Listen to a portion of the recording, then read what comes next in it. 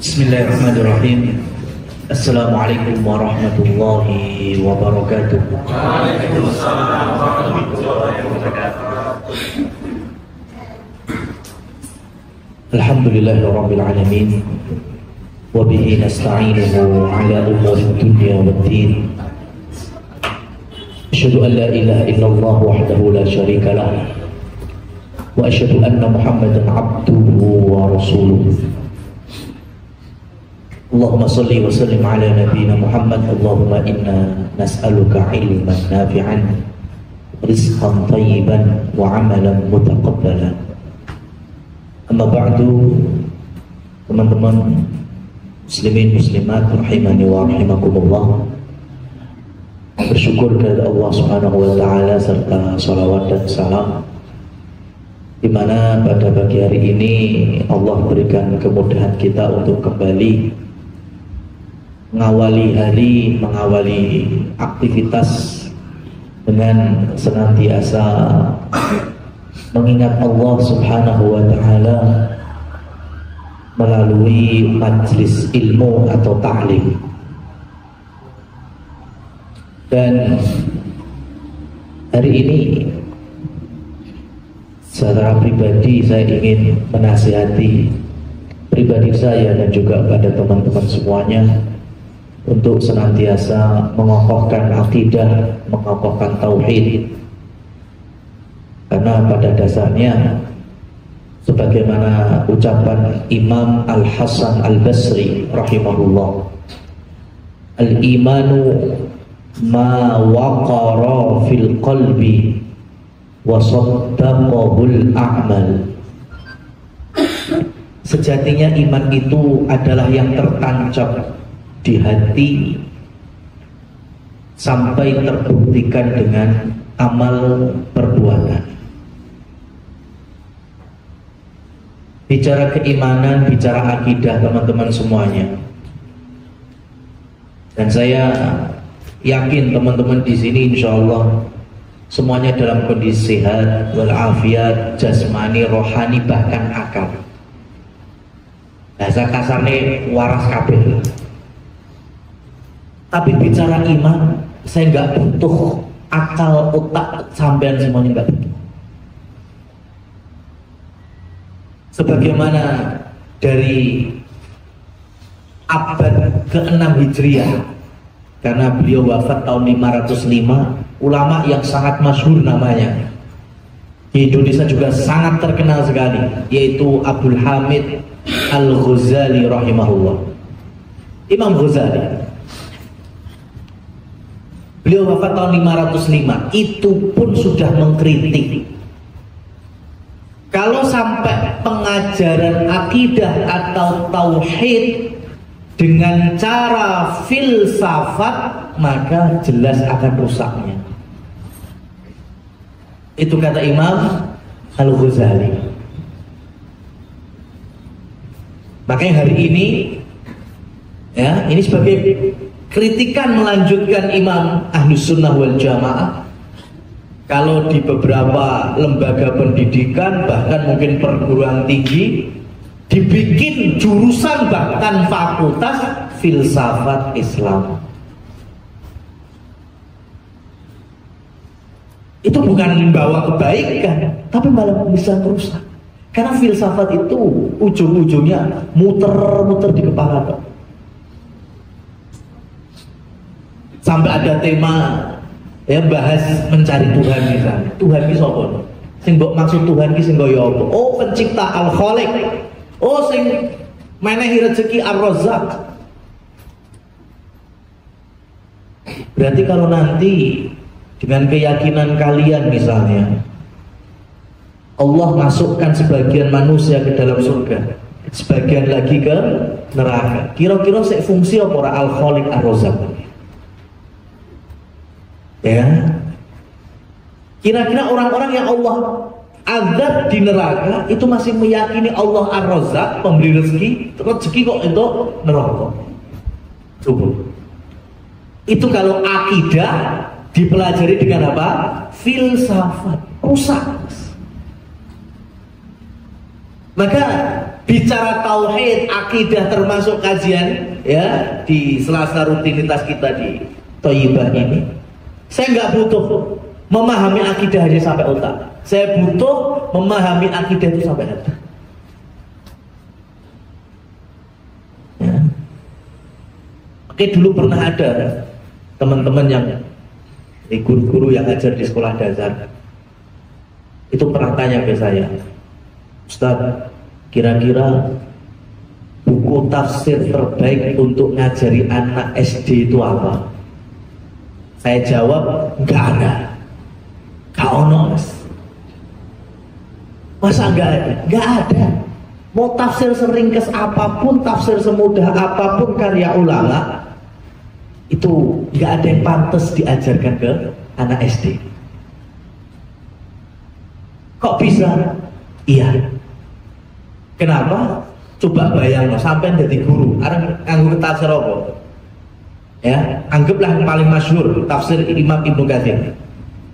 Sampai buka, woco, jelasno, murid nonton sampai perakon gini ya.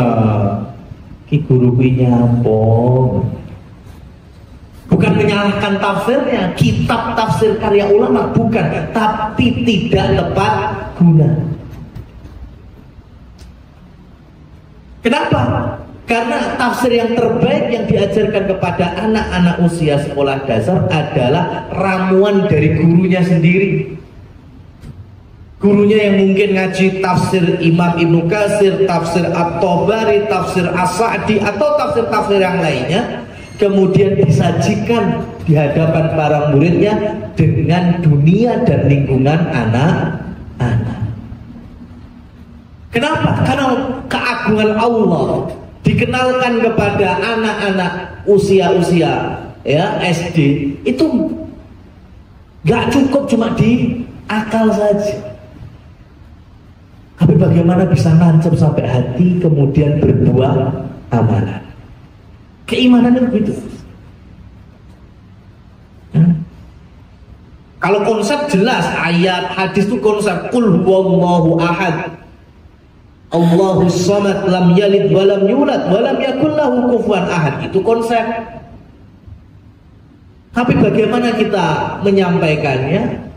Nah, itu berbagai metode bisa kita gunakan.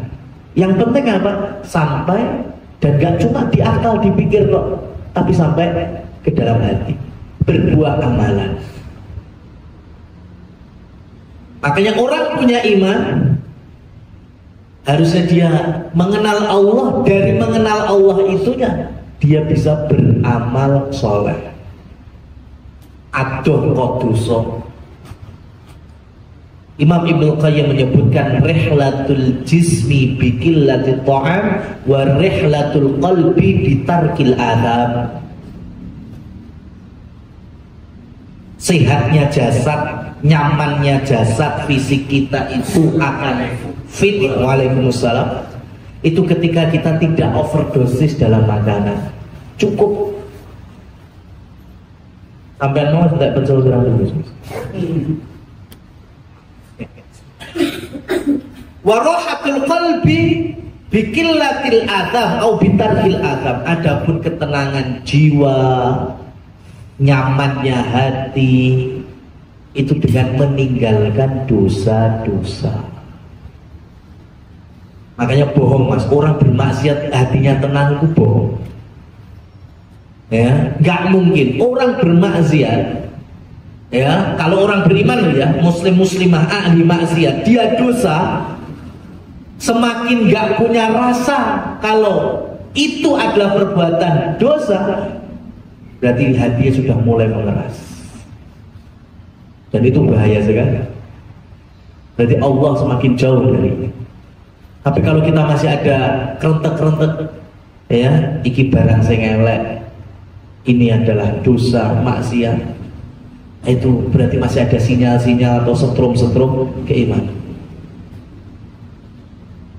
Makanya Ibrahim bin Adham pernah menasihati. Ada orang yang ahli maksiat di dalam,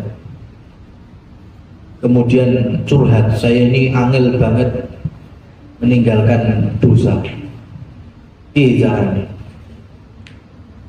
Kemudian ada 3 tamparan keras sebagai jawaban dari Ibrahim Adham rahimahullah ta'ala. Kata beliau, kamu mau maksiat terserah, bebas, teruskan, asalkan satu, jangan makan dari rezeki Allah. Ya, bisa gak kira-kira? Ya, mau bermaksiat silahkan, teruskan, gak usah mandek-mandek. Cuma satu, jangan makan dari rezekinya Allah. Wah, ya susah. Yang kedua, gak bisa meninggalkan maksiat, karepmu terus no, katek-katek nelah dosa. Tapi jangan tinggal di bumi Allah. Bisa nggak kira-kira? Nggak bisa. Tuh bareng nanti pindah nanti sampai Mars, ya tetap itu makhluk Allah. Allah ciptakan. Nanti Jupiter, ya maha Jupiter tetap gitu ya. Ya kan? Nggak bisa. Yang terakhir kata Ibrahim Adham, kalau mau tetap maksiat dosa, silahkan cari tempat. Ya, yang penting cari tempat di mana Allah tidak maha melihat dan mengetahui. Iya terus. Ya, 3 ini kan. Kalau bisa keluar dari 3 ini, arah maksiat terserah mas. Gak makan dari rezeki Allah, tidak tinggal di bumi Allah, atau cari tempat yang Allah tidak melihat atau menyaksikan dan mengetahui di mana kita bermaksiat. Gak mungkin semua ini. Dan 3-tiganya ini bagian dari keimanan, ya, bagian dari tauhid, akidah. Apa itu? Di antaranya dari pembagian tauhid, yaitu keimanan, keyakinan kita terhadap asma dan sifat Allah Subhanahu wa ta'ala. Maha melihat, Al-Khaliq, Allah punya nama, Sang Pencipta, ya, yang mengatur alam semesta, Al-Mudabbir. Maka dengan kita memahami satu bagian tauhid, yaitu asma dan sifat Allah, itu akan muncul berbagai macam keutamaan dari ilmu-ilmu dan amal-amal soleh. Ayo dulu Imam Abu Hanifah ketemu orang apa? Ateis. Orang nggak percaya Allah, bumi tercipta karena kebetulan. Imam Abu Hanifah cuma ngasih gambaran gini aja. Tahu daun murbe? Tahu kan? Daun murbe tahu kan? Murbe itu kalau dimakan ulat, ya, jadinya sutra. Tapi lek murbe sampean makan, jadi ini beda, ya kan? Kalau modelnya, sistemnya itu dijadikan, oh mas, kebetulan, ya kudu, ya setidaknya lek sampean gawe jangan oblok-oblok murbe, 2 tahun we, pisan-pisan yo sutra, iya berapa? Kan kebetulan, ya kan? Kebetulan. Ya, mosok ulat tok sing iso gawe sutra. Harusnya kita juga bisa kebetulan sesekali lah. Ya, metune sutra. Pernah apa enggak? Ada orang makan murbe terus dari sutra? Enggak ada. Ini menunjukkan siapa yang mengatur semuanya. Pasti ada yang mengatur, dan itu adalah Allah Subhanahu wa ta'ala. Rasulullah Shallallahu Alaihi Wasallam di waktu malam, Nabi itu sering beberapa kali dalam riwayat itu nggak mengajak sahabat itu malam-malam itu menyaksikan langit keindahannya, karena ayatnya gitu, bintang, bulan itu zina sebagai perhiasan, maka dinikmati, dilihat. Purnama ini sekarang ini sudah mulai hilang ya. Ya, coba lebih banyak orang yang dangak neng dhuwur malam melihat keindahan bulan bintang atau madep neng ngisor dolanan HP? Yang mana kira-kira? Ngadep ngisor dolanan HP meskipun malam-malam. Padahal Rasulullah Shallallahu Alaihi Wasallam mengisyaratkan demikian. Hari-hari ini kita terlalu jauh, ya, terlalu jauh, bahkan banyak yang tidak mengenal dari ajaran-ajaran Rasulullah Shallallahu Alaihi Wasallam, padahal itu mengitari kehidupan kita 24 jam. Para ulama biasanya mengklasifikasikan dengan istilah sunnatun mahjuratun, ya, sunnah dalam makna ajaran mahjurah yang ditinggalkan. Kayak itu cerita nggak usah jauh-jauh, saya sendiri. Sebetulnya kan ada sunnah ketika kita pulang dari safar itu jangan langsung balik ke rumah, tapi mampir dulu ke masjid atau musola, sholat 2 rakaat. Itu sunnah, karena Rasul setiap safar, mau safar dagang, mau safar jihad, mau safar dakwah non jihad, perang, itu ketika sampai di Medina itu nggak langsung masuk ke kamar-kamar istri beliau, enggak, tapi beliau masuk ke masjidnya dulu. Ngapain? Sholat 2 rakaat. Dan mengajak sahabat seperti itu. Makanya ketika habis perang bisa menang, ya, Rasul dan para sahabat balik masuk ke Masjid Nabawi, sholat 2 rakaat. Kira-kira para istri-istri sudah dapat infonya apa belum? Suaminya udah pulang. Sudah dapat belum? Sudah. Masalah berita kemenangan atau kekalahan itu tema lain. Yang penting suaminya sudah tiba. Cuma masih di masjid sholat.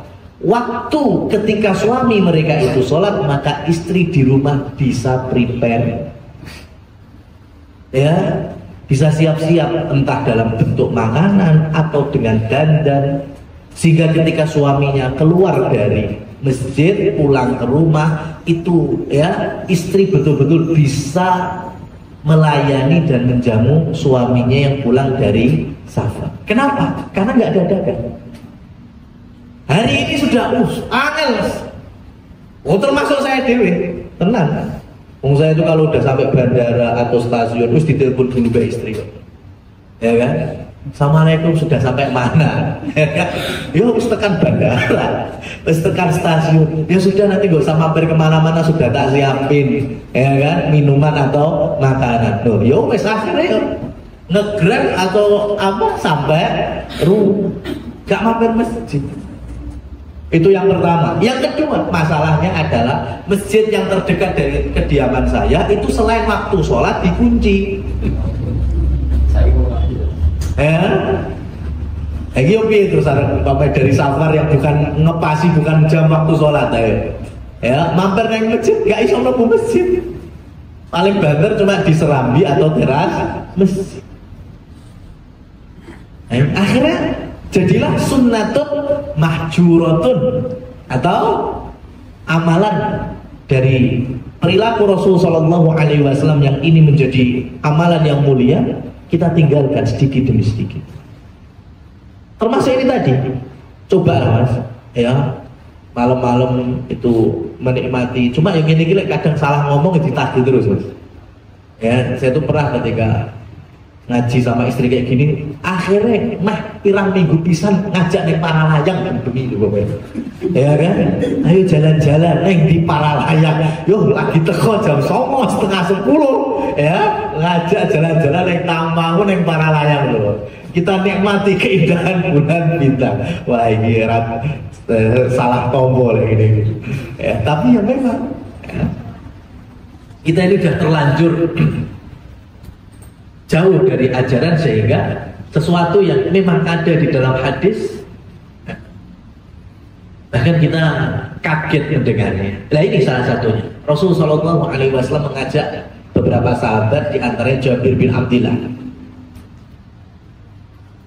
Jabir bin Abdillah itu diceblek punggungnya itu sambil beliau bersabda, ayuhan nas, innakum satarawna rabbakum karu'yatikum hadzal badr. Dan riwayat yang lain hadzal qamar. La tudhamun. Nabi kita Muhammad sallallahu alaihi wasallam bersabda, kalian nanti di surga kelak akan menyaksikan keindahan wajah Allah yang maha sempurna itu seperti kalian menyaksikan purnama malam ini. La tudhamun, kalian tidak berdesak-desakan. Ya, Rasul sallallahu alaihi wasallam mengenalkan Allah, iman salah satunya tentang Allah punya wajah yang maha indah dan maha sempurna itu dengan cara apa? Dengan alam. Rasul kaitkan Jabir dan teman-teman yang lainnya, kalian saksikan purnama malam ini dan kelak kalian akan menyaksikan wajah Allah yang maha indah seperti kali ini. Kalian tidak berdesak-desakan, semuanya bisa lihat. Saya mau tanya ke teman-teman semuanya, pernah ada orang yang ayo lihat bulan terus sikut-sikutan? Wah, kusik pokoknya sing nonton, kue keri, ya kan? Yes, pokoknya gue rasa aku dewe. Ada yang kayak gitu?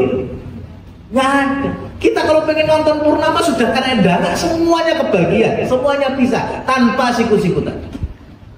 Makanya di dalam kitab Madarijus Salikin, Imam Ibnu Qayyim Al-Jauziyah membawa hadis ini sebagai gambaran salah satu penyakit hati, yaitu hasad, iri, dengki.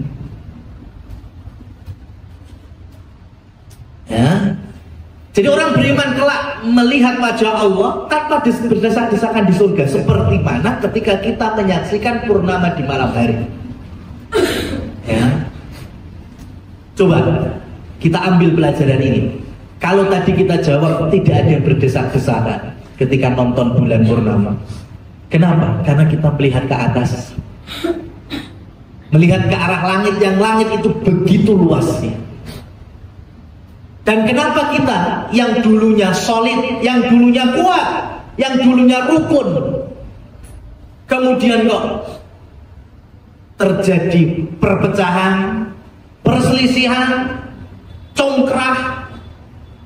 Karena terlalu sering ngadep ke bawah, dan bawah itu adalah dunia, dan dunia itu sempit. Maka kata Imam Ibnu Qayyim Al-Jauziyah, perhatikan, ketika di antara kalian ada hasad, ada iri yang awalnya dulu rukun, solid, kuat, yakinlah pasti di antara mereka nyelip dunia di dadanya. Padahal dunia itu sempit.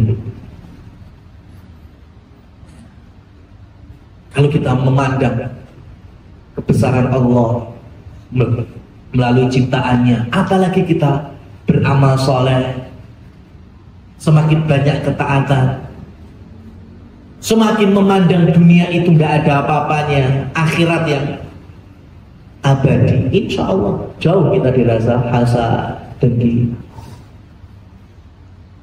Ini teman-teman semuanya yang dirahmati oleh Allah Subhanahu wa Ta'ala. Maka satu konsep yang ingin saya kenalkan kepada teman-teman, walillahil asmaul husna fad'uhu biha.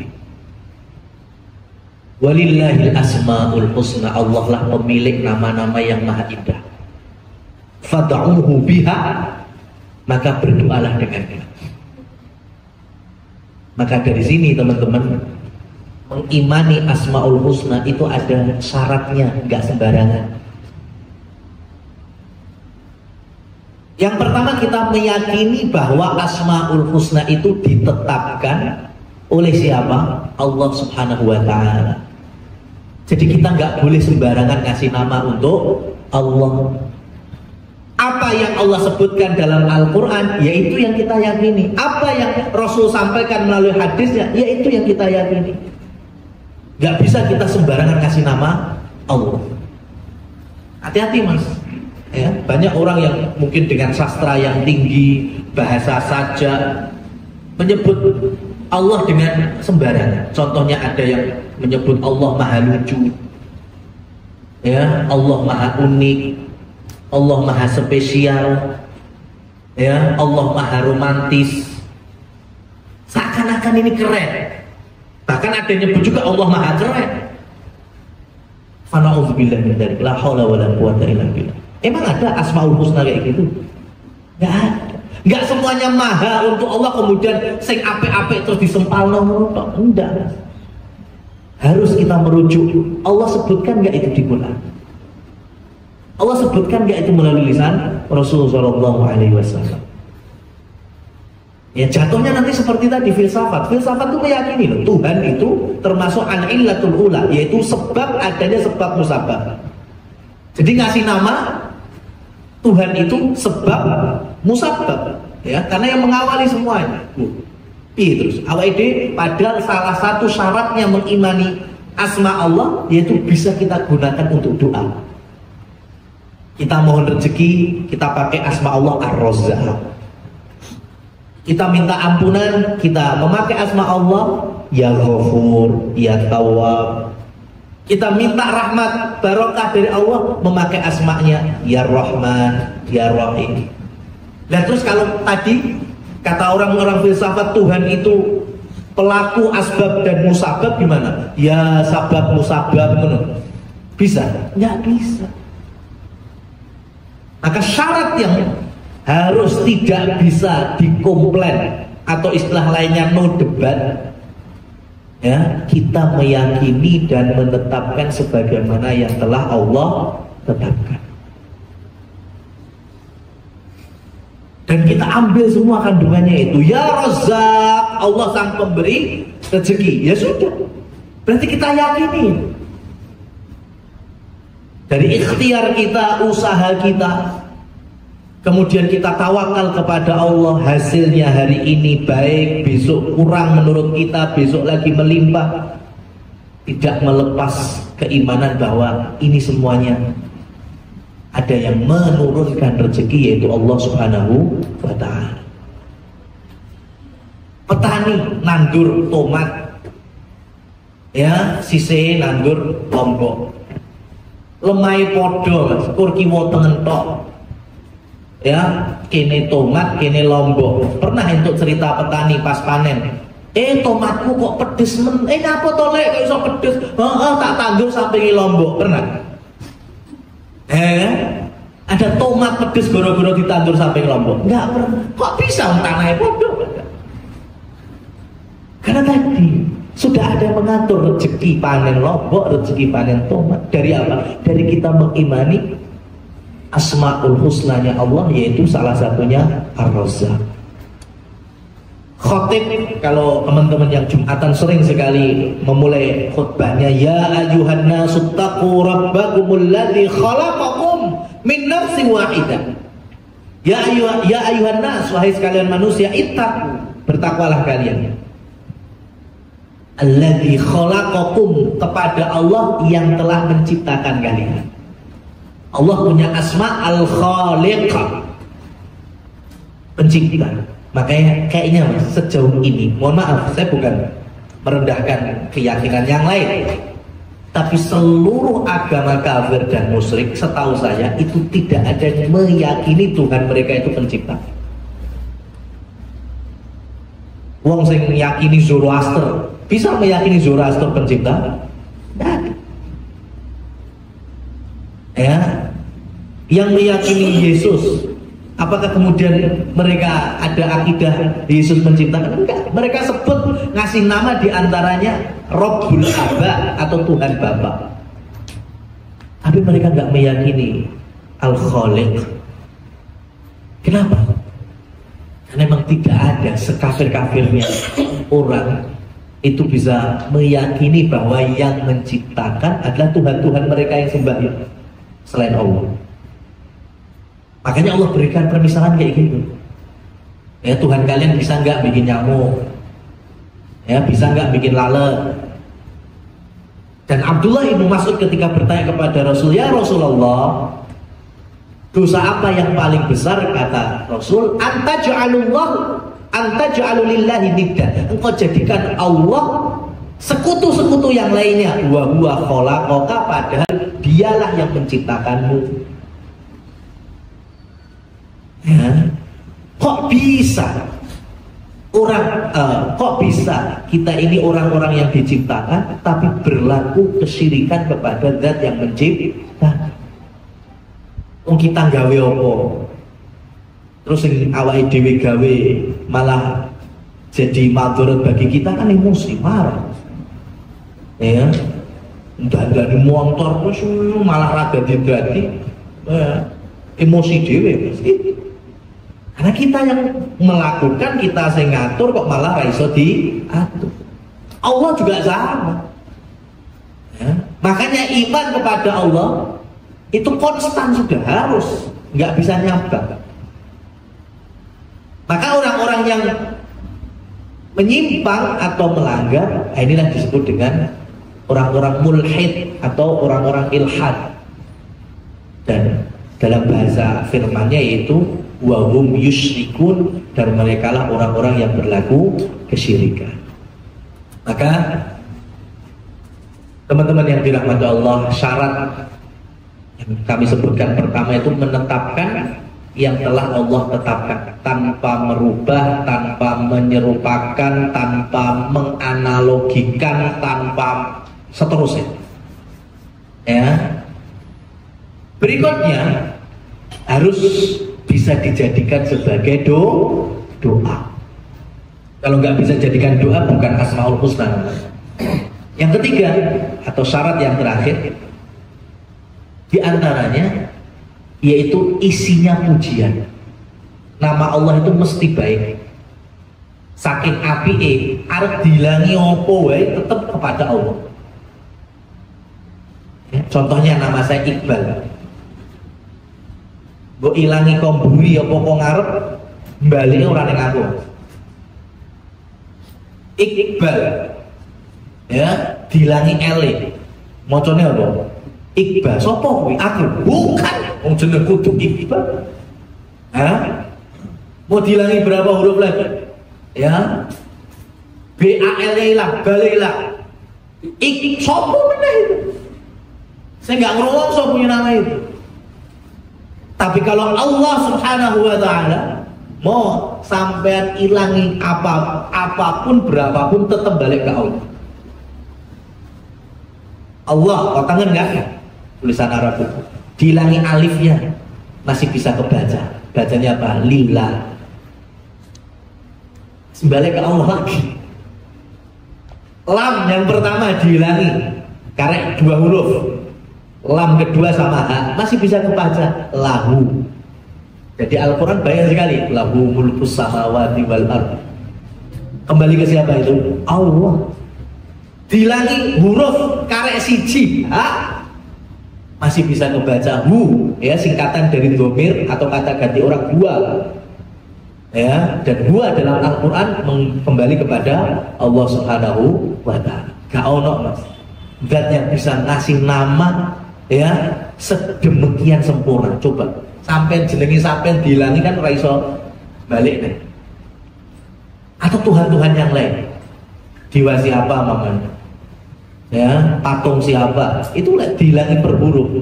Jadi orang balik nih mereka sesembahan itu. Ini saking sempurnanya. Jadi semuanya adalah pujian, semuanya adalah kebaikan, dan jumlahnya tidak terbatas. Jadi 99 Asmaul Husna itu yang hanya Allah sebutkan di dalam Al-Quran, dan itu bukan bilangan maksimal. Karena Rasulullah SAW mengajarkan nih, kalau kita pengen jarang sedih, ya, obat pelipur lara, di antara doa yang diajarkan Rasul awalnya adalah dengan beliau menyebut Allahumma inni as'aluka bikulli ismin huwa lak. Ya Allah, aku berdoa kepadamu dengan semua nama yang kau miliki. Dan Rasul bercerita nanti di mahsyar. Jadi di akhirat juga mahsyar, ketika Rasul pengen memberikan syafaat atas izin Allah kepada umat-umatnya, termasuk kita butuh syafaatnya Rasul kan? Itu Rasul akan berdoa di bawah arasnya Allah dan memuji Allah dengan pujian Asmaul Husna yang tidak pernah beliau sebutkan di bumi. Rasul akan menyanjung Allah dengan Asmaul Husna ketika di mahsyar yang belum pernah diketahui di dunia. Ini menunjukkan Asmaul Husna Allah itu banyak. Yang tersebut ya, ada yang mengatakan 101, ada yang menyebut 300, ada yang menyebut 1000. Artinya gini teman-teman, kalau mau jujur-jujuran di jumlah di dalam Al-Quran itu punjul kok sama pelusok ya, punjul dari 99. Jadi Asmaul Husna tidak terbatas. 99 itu hanya sebagian saja. Ini gambarannya jangan disamakan. Ini gambarannya, Mas aku duwe jeruk legi 2 kilo. Apa kemudian bermakna aku mung duwe jeruk 2 kilo? Enggak, aslinya duwe 5 kilo. Kur 3 kilo ini kecut. Makanya saya tak ngomong nih, aku duwe jeruk 2 kilo legi. Mas aku duwe anak wedok loro. Apa kemudian menandakan kalau anak saya cuma 2 misalnya? Jebule anaknya 3. Siji ini lanang, tapi sing disebut duwe anak wedok loro. Maka ketika Allah menyebutkan 99 itu bukan berarti Asmaul Husna Allah itu 99, tapi masih banyak dan semuanya adalah terpuji, indah, ya, maha kebaikan-kebaikan dan kesempurnaan. Maka dari sini teman-teman semua yang dirahmati Allah Subhanahu wa taala, ketika ya di antara teman-teman ada yang bertanya tentang bagaimana kita ini memanage husnudzon, ya, berprasangka baik dari semua yang mengarah kepada kita atau yang menembak kita, maka jawabannya dari semua penjelasan saya dari awal, ya, pertama harus memupuk husnudzon kita kepada Allah Subhanahu wa taala. Ya. Dalam hadis qudsi disebutkan ana inda dhanni 'abdi. Aku ini kata Allah sesuai dengan prasangka hambaku. Kalau kita saja persangkaannya kepada Allah wis elek, apa meneh mbek menungso? Ya. Kita aja bisa mengatakan ya Allah ini keadilan macam apa? Ya. Lalu mbek Allah aja kita nggak husnudzon, apalagi kepada manusia. Maka latihlah hati kita itu husnudzon kepada Allah, karena Allah itu maha baik, maha bijak. Allah itu mengadab, berarti Allah punya sifat mengadab. Tapi sekarang apakah Allah mengadab jelek? Kira-kira Allah mengadab apa sembarang manusia? Atau tidak? Atau orang yang tidak mengimaninya yang Allah adab yang mana? Yang tidak mengimaninya. Dia Allah mengadab karena ada manusia-manusia yang tidak mengimaninya. Jadi Allah terpuji dengan mengadab karena mengadab orang-orang yang tidak mengimaninya. Jadi ketika kita kok kayak ruwet menuripku, ya, maka hati-hati. Bisa jadi karena kita terlalu suudzon, akhirnya Allah menjauh dari kita. Akhirnya sudah segala urusan. Tapi semakin kita berhusnudzon, maka insya Allah Allah akan berikan bonus, tanamkan kepada diri kita. Kita bisa berhusnudzon kepada sesama. Kemudian ketika dalam hadis qudsi yang lain, Allah Subhanahu wa taala berfirman, ya Jibril, iqdhihi fa ana akrah an asma' sautahu. Jadi ceritanya ada 2 orang, 2 manusia berdoa. Yang satu Allah pendek, yang satu Allah segerakan. Yang kedua dulu nih saya ceritakan. Allah berfirman, Jibril cepat kabulkan, saya kabulkan. Jibril melaksanakan, saya kabulkan. Laksanakan, berikan, saya kabulkan. Berikan, saya kabulkan. Karena saya sudah benci mendengar suaranya. Kenapa? Karena Allah Maha tahu. Ini orang kalau ya pada hakikatnya iki lek njaluk yo pur sak butuhe tok. Memuji Allah juga karena kebutuhannya. Datang kepada Allah juga karena kebutuhannya saja. Selain itu, ya sudah. Ini tadi, ini yang imannya bergelombang itu kayak gini. Diibaratkan dalam hadis yang lain, ketika naik kapal, ombaknya tinggi, doanya ikhlas. Tapi kalau udah selamat sampai daratan, maksiat lagi. Maka Allah bilang ke Jibril, dan cepet aku kabulkan, laksanakan. Ya, diberikan. Inilah bentuk istidraj. Ya, kenapa? Karena aku benci mendengar suaranya. Sudah. Di dunia dikabuli, di akhirat Allah enggan melihat dan mengajaknya bicara. Tapi ada manusia yang berdoa, Allah pendingin. Allah sampai kepada Jibril, jangan dulu, jangan dulu. Ya, kenapa? Karena aku suka dengan ya doanya yang menyanjungku, memujiku. Gitu. Jadi dengan kita husnudzon kepada Allah Subhanahu wa taala, mungkin keinginan kita belum Allah kabulkan. Bukan berarti Allah tidak sayang. Bisa jadi saking cintanya kepada Allah, Allah terus pengen mendengar pujian dan sanjungan dari kita. Sehingga dari sini kalau kita yakini sudah, kita nggak dengar omongan orang lain, ya, nyinyiran orang lain. Jadi akhirnya tertutup itu suudzon kepada makhluk yang lainnya. Kemudian ada juga pertanyaan yang masuk. Ini bagaimana kiatnya untuk menggapai harta yang barokah. Ini bisa jadi satu tema sebetulnya. Tapi gini aja, ringkasnya gini. Menggapai atau merengkuh harta yang barokah itu kuncinya cuma dua. Ayatnya ada dalam surat Al-A'raf ya, walau anna ahlal qura amanu wattaqau la fatahna barakatin minas sama'i wal ardh. Kalau seandainya para penduduk bumi amanu wattaqau, beriman bertakwa, la fatahna barakatin, sungguh niscaya kami, kata Allah, bukakan keberkahan dari langit dan dari bumi. Ayat ini dicontohkan dari negeri Sabah, negeri yang bergelar baldatun thayyibatun wa rabbun ghafur, jargon kita juga Indonesia. Negeri Sabah itu awalnya ya Allah negeri yang ya, para petani yang nandur buah-buahan itu nggak perlu menek ketika panen, jalan saja itu buah-buahan udah pada jatuh yang matang-matang. Ya, tinggal nyunggi brojok jatuh satu persatu, nggak ada kutu, nggak ada nyamuk, nggak ada bakteri, masya Allah sehat. Tapi semuanya hancur lebur ketika mereka menghilangkan konsepnya. Apa itu? Menghilangkan iman, menghilangkan takwa. Ada itu negeri yang digambarkan dalam Al-Quran. Maka harta sama.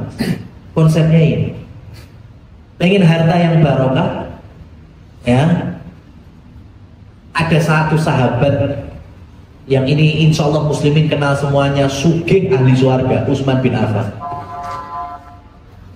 Dalam ayat disebutkan rijalun la yulhihim tijaratan wa bai' an dzikrillah. Ada sebagian manusia yang perniagaannya itu tidak menipunya, ya, tidak membuat makar, tidak mengalahkan jual belinya dari apa? Zikrullah, zikir kepada Allah. Salah satu yang dimaksud siapa? Utsman bin Affan.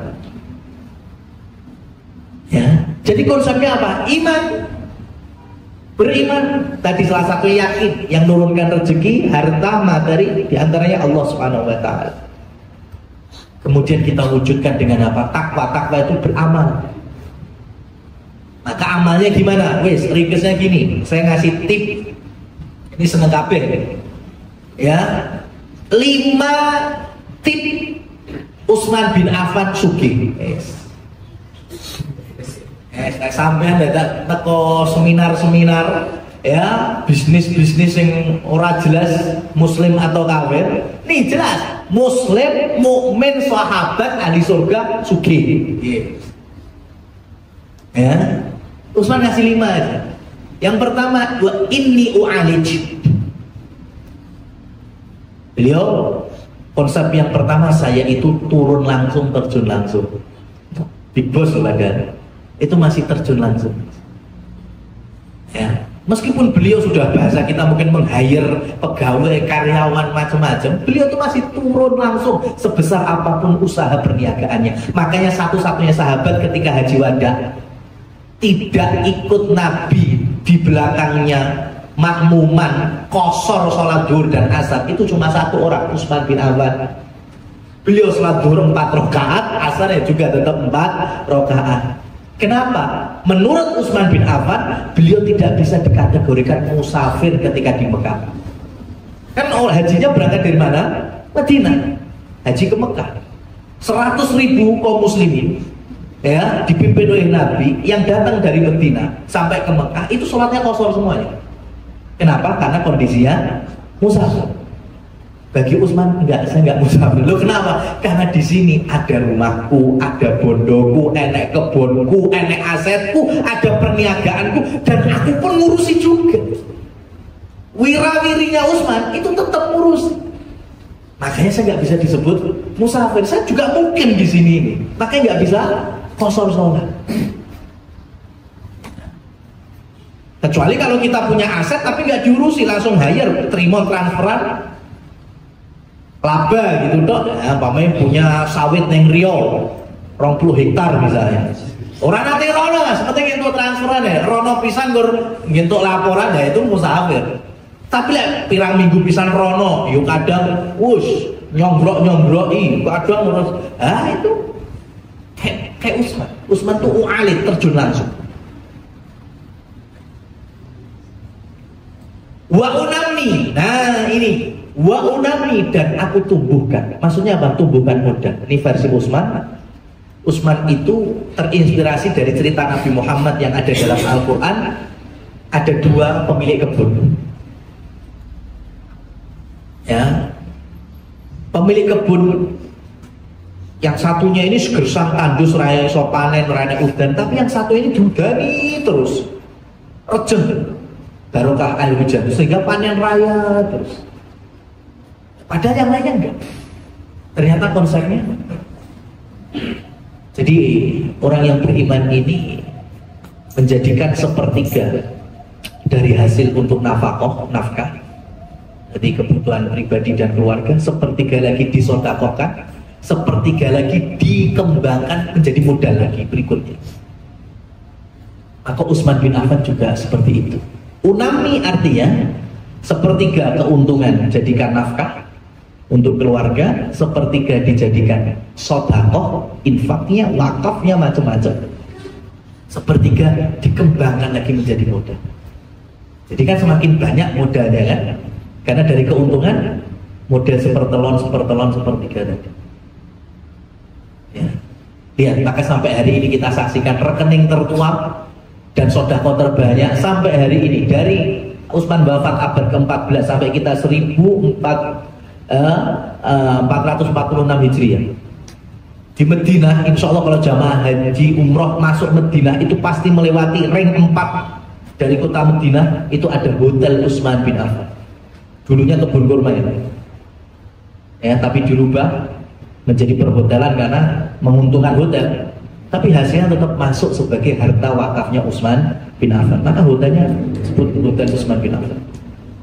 Sampai hari ini masih ngalir wakaf produktif beliau. Maka coba aja perusahaan sodakohnya sepertiga, insya Allah dihujani oleh Allah Subhanahu Wa Taala. Itu yang kedua. Yang ketiga, wala asdari ribahan, aku tidak pernah meremehkan keuntungan. Ini persis seperti sahabat kaya yang berikutnya, yaitu Abdurrahman bin Auf. Sama kuncinya ini, saya tidak pernah meremehkan keuntungan. Teman-teman semuanya yang dirahmati Allah Subhanahu Wa Taala, kalau bicara fikihnya cari keuntungan itu nggak ada batas maksimal. Ya, kita jualan, kita dagang, mau ngambil keuntungan 100%, 200%, 300%, nggak ada fikihnya mas, bebas, terserah. Ya, nggak ada fikihnya batasannya. Cuma kalau sahabat Kalau ada hadis Nabi keberkahan rahmat diantaranya Nabi bersabda, rahimallahu mra'an, Allah bakal merahmati seseorang. Dikejar tuh sama sahabat, siapa yang dapat rahmat? Samhan idza ba'a, samhan idza ishtara, samhan idza qadha, samhan idza iqtada. Di antaranya yang Rasul sebutkan dalam hadis ini yaitu manusia-manusia, orang-orang hamba Allah yang punya samhah, legowo bakulan, legowo konsumen. Jadi menjadi bakul legowo, menjadi pembeli juga legowo. Samhah itu banyak legane. Nah, bagaimana prakteknya? Ya, Utsman bin Affan ngasih contoh ini tadi. Jadi keuntungan sekecil apapun saya terima. Yang penting dapat untung. Samhan idza ba'a.